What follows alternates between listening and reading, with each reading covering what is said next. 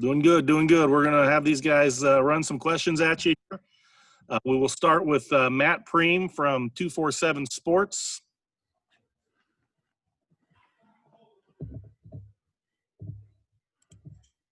Having trouble unmuting him. Matt, you might want to unmute yourself right now. Hey, Steven. Curious, just what has this offseason been like now, this fall camp, knowing that Panay is gone and all 5 starters along the offensive line are gone, and just what this means potentially for you and your role. Where have you? So we've been doing the O-line. We've been working a lot in the offseason. We knew that we had a lot of old heads leaving. Right now I've been working primarily tackle, but everyone's kind of moving around lately. So we're all just getting ready for this new season coming up. It's going to be exciting. We've got a lot of young guys, but we're all locked in, ready to go. So next question, Julian Minensone from KZI. Hey, Steven, just wanted to ask you, is the mentality for you going into fall camp different, knowing you're going to get a lot more reps this season? You guys are basically a whole brand new line this year after all those guys left. I mean, we all kind of got the same mentality. It's just we gotta fill in the shoes that have left. So, I mean, we're all ready to go. I mean, our mentality hasn't really swayed a little bit. We just know that we got to get it going. So, I think we'll be ready for this offseason. Or for this season, actually. Next question, excuse me. Eric Scopel, 247 Sports. Hey, Stephen, good to see you again. Good to see you too. Left tackle is a spot that you weren't expecting to have open before Penny makes that decision a couple months ago or about a month ago. Was that a spot you were excited to see open? I mean, in terms of an opportunity to play left tackle, what's your comfort zone there and your experience, I guess, just with that spot? I mean, yeah. I mean, I played left tackle growing up, so when it opened, of course, it's cool. But I mean, I'm just ready to play anywhere on the field. I didn't really care so much, but I know that with Panay leaving, he's a top prospect, so that's a big shoe to fill on that left side. But I think we're all ready, and especially me. I mean, I've been preparing since March to get out there and get going, so it's exciting. Next question, AJ Jacobson from Rivals. Steven, you know, you've had a couple years playing in the same unit as Panay. What kind of advice has he given you as he's moved on, and what kind of advice has he given to your unit? I mean, he's brought a lot to the table. He was a great teammate. Love that dude to death. Biggest thing that he told us is just the mentality. The mentality aspect is very important. Drive through dudes on the other side of the ball.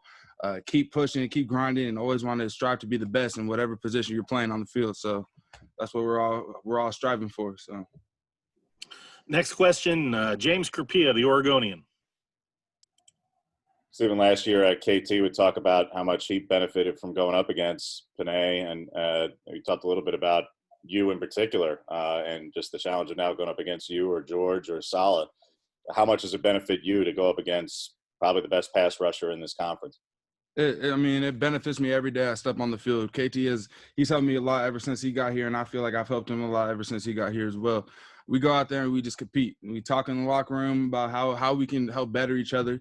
And when it comes game time, you can obviously see that the practice pays off. So, I mean, it's amazing going against KT. He's one of the top edge rushers in the conference, as well as Adrian Jackson. Them two coming off the edge, especially with speed, helps our tackles a lot, getting out of our stance and be ready for pass pro, as well as run game too. Next question, Ryan Thorburn, the register guard. Hey, Steven, we had a chance to talk to Coach Mirabal last night, and he rattled off like a dozen guys he's excited about, from older guys like George Moore to freshmen to walk-ons. Just describe what this competition's been like to have so many players vying for so many open spots. It's been amazing. I mean, even though we're all competing to get on the field, all of us are also pushing each other every single day. This new O-line group that we have, they're all young, and you know, myself, Alex Forsythe, George Moore, Saleh, Dawson, Jaramillo, we're all kind of the old heads now. So we kind of took all these young guys under our wing and just getting them ready to go as well, because they can play at any time this season too. So, but it's been amazing. Our chemistry, it's all starting to come together slowly but surely. Next question goes to Jerry Thompson, Ducks Illustrated. Well, Steven, you didn't get a lot of playing time like most of the offensive linemen behind the starting five, but was there a game, a play or two that really you remember from last year you kind of built upon or that stood out for you?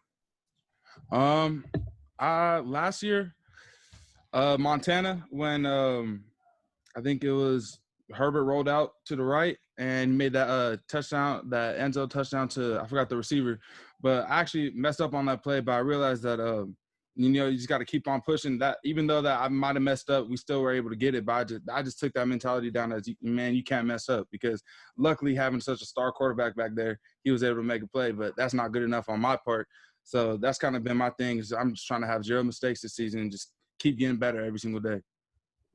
Next question, Eric Scopel, 247 Sports.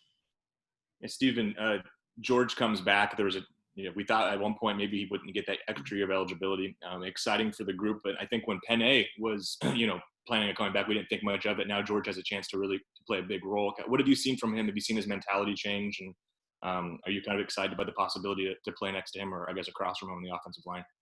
100%. Yeah, George, he's really stepped it up a lot this year too. Having Calvin Throckmorton and Penei leaving, all of us, I mean, especially him, he's seen that there's open spots as well. And also being the oldest of the group, actually, he's really stepped up and took that leadership role. I've seen in the last couple of weeks, he's really been pushing all of us, making sure we're all getting better too. But he's changed his mentality a lot now that there's new shoes to fill. So. Next question, James Krupia from the Oregonian. Stephen, you've had one of the bigger body transformations each year. Speak a little bit about not just losing 9 pounds since the spring, but the body comp that goes with that. Because over 2 years, when you played the most, you played at left tackle back in 2018 when Penei went down. You're down over 25 pounds, and that's a huge difference. So just how different is it to be at the weight you're at, and how do you feel, and just what is the body comp difference compared to what you were? I'm feeling really good. This offseason, I really made sure that with COVID and everything, we didn't know when we were going to play ball again. So I just knew, okay, with this time off that I have, I can try and get my body ready and in the best shape that I can for whenever we do start playing football again.